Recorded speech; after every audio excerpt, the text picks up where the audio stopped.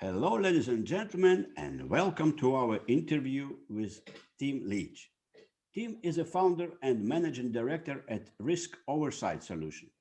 He is one of movers and shakers in the risk management space, thought leader and entrepreneur, helping organizations with management driven objective centric risk management. He has an outstanding career in the field of risk management, and was founder and CEO of Card Decisions Inc. and launched the world's first integrated risk and insurance assurance software back in 1997, named CardMap. Took it to the cloud and offered it as a SaaS solution in 2000. Team sold Card Decisions to a leading GRC software vendor, Paisley Thompson Reuters. Since that time, he has focused on building his second generation of disruptive innovation to help organizations transition from traditional strategy, risk, and insurance methods to strong management-driven, objective-centric risk and certainty management. He has provided training and advice to major corporations around the world. Tim, thank you for coming to our interview today. Oh, it's my pleasure, Boris. Very much appreciate the opportunity to chat with you and spread the word a little bit more. Absolutely. You are a prolific blogger as you have published a lot of thought leadership content. Let us discuss one of your recent articles named Are We Using Weak First Line Risk Governance? In this article, you notice that there is growing consensus around the globe that boards and CEOs are responsible for overseeing the effectiveness of risk governance in organizations they oversee. And regulators and powerful institutional investors and credit risk management rating agency also expect it. Even the courts and regulators are increasingly holding directors to account when massive risk oversight failures occur during their watch. But isn't much practical guidance available to CEOs. Could you perhaps tell us what is the single most important questions board and CEOs should ask by their risk officers? Well, Boris, one of my blogs recently, the reality is there's lots of talk about boards being accountable for oversight of risk, particularly in the financial services sector and particularly after the 2008 global crisis. So we've seen a big uptick in the notion that boards are accountable. There's a fundamental problem, though. Very few have agreed what the words effective risk management mean. So in the absence of a widespread consensus on what the term means, it leaves you wondering, how are boards overseeing it, since nobody's really, when you ask a board, what do you mean by effective risk management? A lot of times they can't answer you.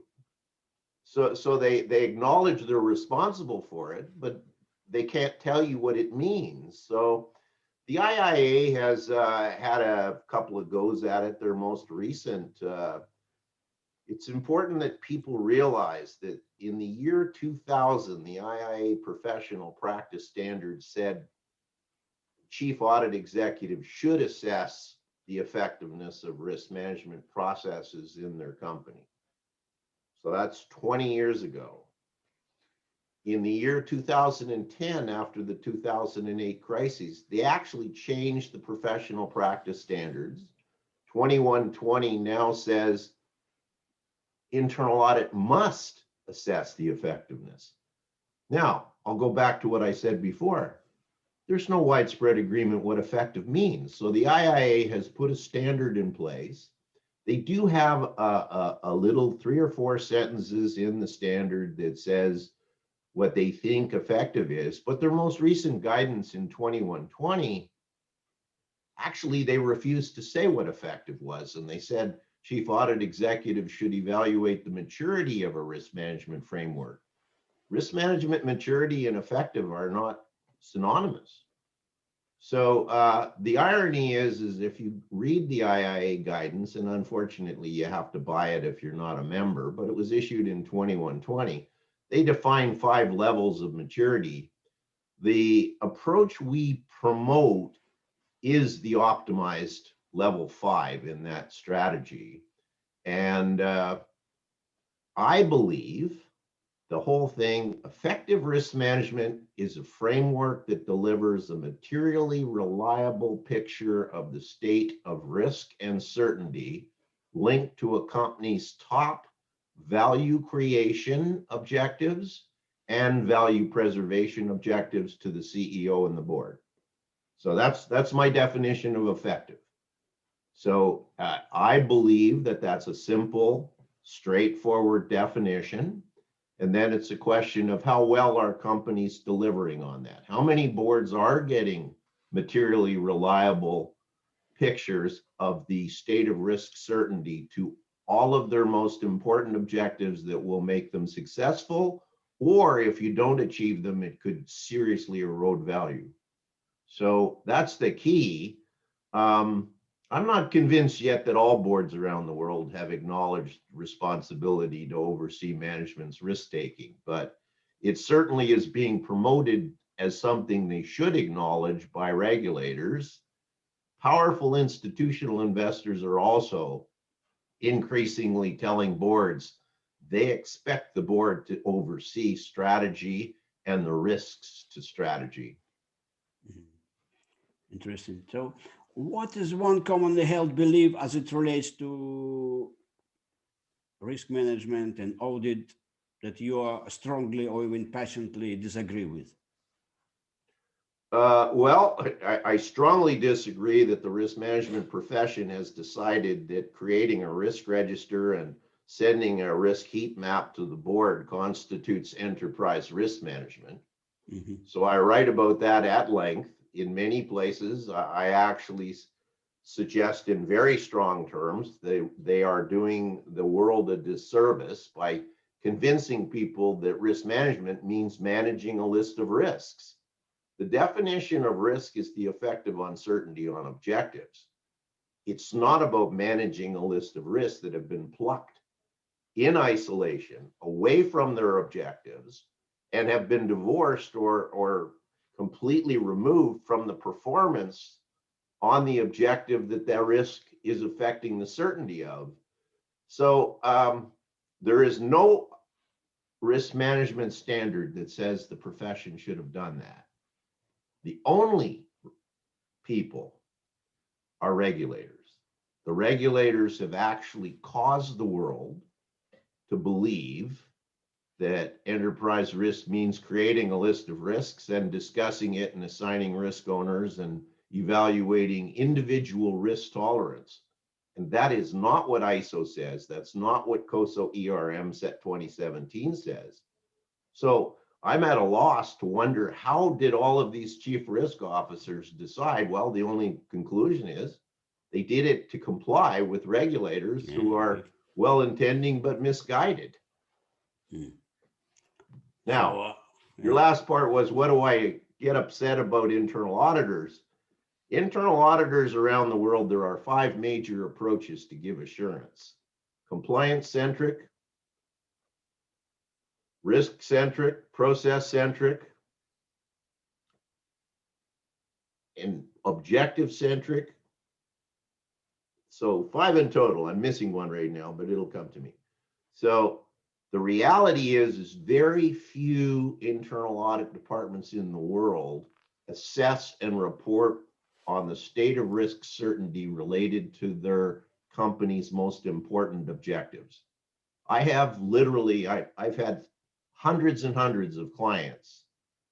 I would warrant right now the number of internal audit departments that go anywhere near their company's top strategic objectives is less than 5% in any serious way. And yet, they all claim to be risk-based. So how can they claim they're evaluating the top risk to an organization if they are not assessing the risk certainty of achieving the company's top strategic objectives? Now, I don't have a problem if they want to say we're risk-based but only related to value preservation. Fair enough. So now we're talking about financial statement reliability, IT security, continuity of operations, compliance with the law. How many audit departments give the board a nice, concise summary of the state of certainty of complying with the law? How many of them give a nice, concise statement on the risk certainty of publishing reliable financial statements? So unfortunately, of the major methods, so let me go through that again. So you got control centric, process centric, compliance centric, risk centric, and objective centric. Now, since 1985, I have been a huge advocate of objective centric. I believe it is the methodology that boards and senior executives best relate to. It is the least used approach. Now, there's good news. The IIA 3 lines model issued last summer finally has said that internal auditors should be all about objectives. All right. Now, the IIA has also published, we call it Sawyer's, they call it, Sawyer was one of the founders of internal audit in 40s. So IIA's 7th edition of Sawyer's auditing book has 5 generations of internal auditing. The 5th generation, which they claim started in about 2015, is objective-based auditor. So there's signs of hope. Unfortunately, the vast majority of internal audit departments are back in generation 1 and 2. So that started in 1940. It was the first generation as an extension of the external auditor defined internal auditing. And then it became process centric, and then it became risk centric, then it became risk management centric. And then the 5th generation is objective centric. The sad part is the vast majority of internal auditors, most have not progressed past the 3rd generation. So there's signs of hope, but the IIA needs to aggressively promote the idea that internal auditors should be all about helping the company achieve the most important objectives while operating within acceptable certainty risk levels. Maybe if you, for example, give us some example based on your recent engagement where you were surprised by the result without dropping the names. Well, over the years, you can go onto our website, the www.riskoversightsolutions.com. On the resources page, you can download a UK case study. It's a 4-year case study.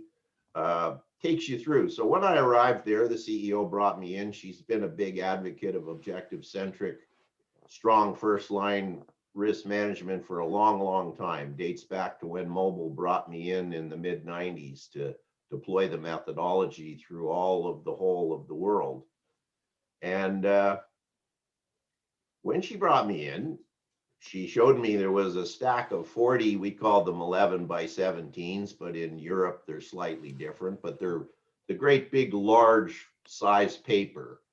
So they had brought in a big 4 firm, and they had charged them quite a lot of money, and they developed the risk register. The risk register had been being updated for 3 years. The board and her found it completely useless.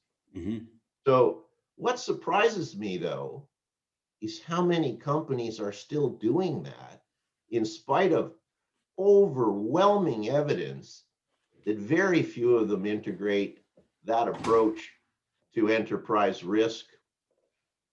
They don't integrate strategic planning. So, you stop and you say, okay, so then you try and study, okay, what are you using that 40 pages of risk register for? They said, we do it for the regulator so we can get a tick on the UK governance code so we can say we comply. UK governance code says the board's supposed to oversee risks. Path of least resistance, create a list of risks and show it to the board. The board can now say they oversee risks. What they're not overseeing is the certainty objectives will be achieved.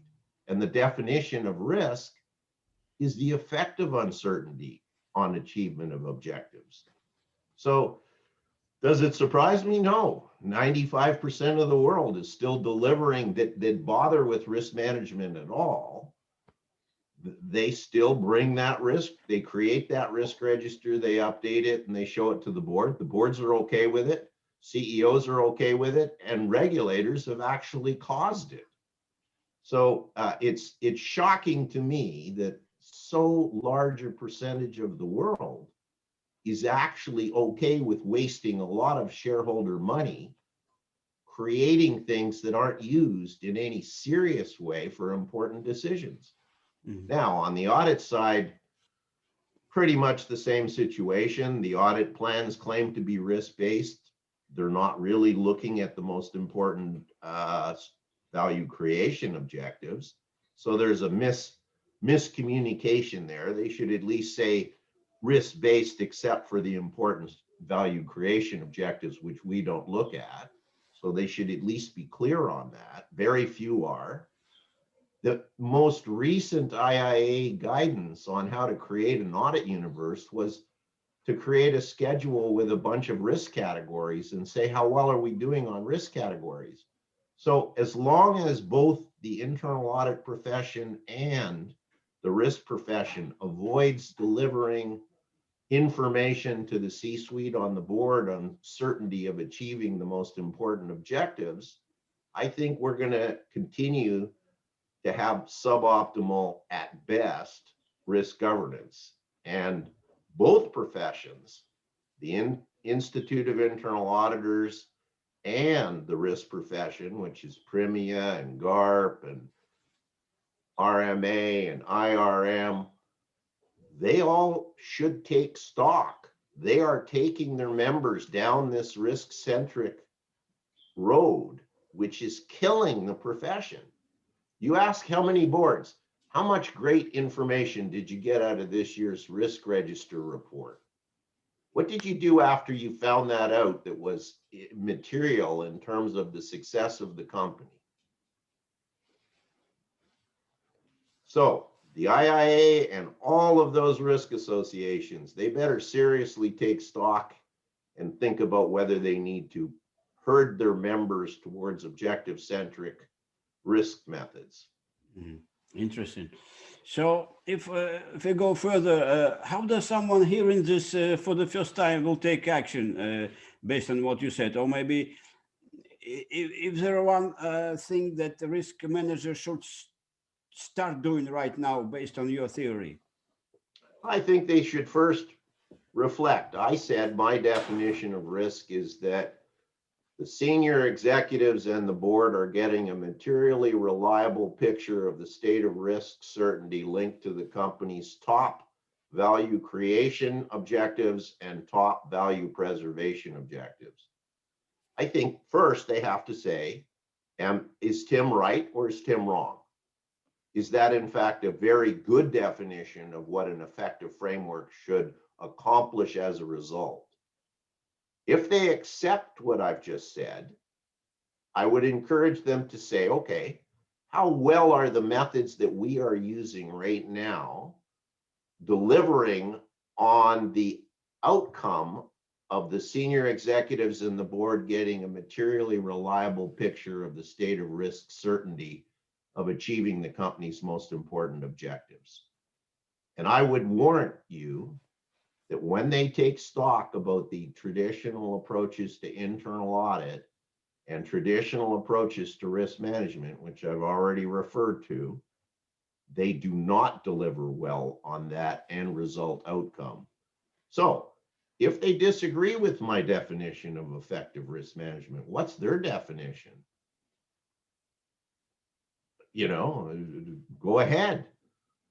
But whatever it is, and I've written LinkedIn posts, I've said to boards, demand that the chief audit executive and the chief risk officer tell you their definition of what is an effective risk management framework. Like literally, chairman of the audit risk committee, demand the CAE and the CRO tell them what is their definition of effective. And once they get that done, and quite frankly, very few boards have asked that question, as shocking as that may be, You know, I've worked all over the world, hundreds of clients. Those that are listening, has your board ever asked the question, what does the CAE and CRO believe the definition of what an effective risk management framework should accomplish as an outcome? Start with that. So the blog post was well received. It went out around the world. Start with that. And if you disagree with my definition, fair enough. But at least tell the board, what is it you think it means? Okay.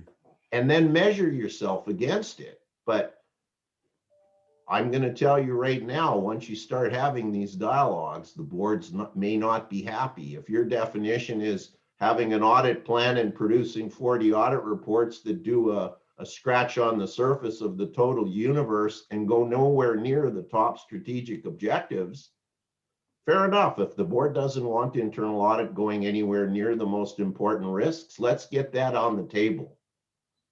And apparently they've been okay with internal auditors not going anywhere near the most important risks. And that goes to the history way back in generation one of internal audit. The job of internal audit was to act as an extension of the external auditor and focus on financial internal control. Many internal audit departments are still stuck on that. Fine. Well, then let's at least say the internal auditors are only responsible for a narrow band of objectives, but they should still be delivering useful information on the state of risk certainty of achieving those objectives, not writing reports on compliance-centric audits or process-centric audits or risk-centric audits. Let's start writing about the risk certainty the company will obey laws, protect client information that's confidential, ensure continuity of operations, and publish reliable financial statements. If the board doesn't want internal audit going anywhere near strategic value creation objectives, let's have the dialogue and get that out there. But let's stop internal auditors saying they're covering the top risks when they don't go anywhere near the top strategic objectives. Okay, fantastic. That's a good thinking material for risk managers. Let's finalize. I have, as a kind of founder of Global Risk Community, a social network that connects risk managers around the world. I wonder, from your perspective, how can we contribute to better understanding of this complex world of risk management? I think you have to ask the members the kind of tough questions I'm asking you right now. Have they agreed with the board of directors what the definition of an effective risk management framework is in terms of outcomes, not in terms of activities, but in terms of what does an effective risk management framework produce as an outcome? And I think if you challenge everybody on that, that's a simple start. You're going to find that very few have agreed what we should look for as an outcome from an effective framework. Now, of course, I'm fully familiar. The closest regulators have come to it is the 2013 bank. The global bank regulator, the bank for it'll come to me, but they published a paper on principles for effective risk appetite frameworks, the Financial Stability Board. Yeah. This is the overarching regulator of all regulators in the world. So all of the major countries are part of the Financial Stability Board. Exactly.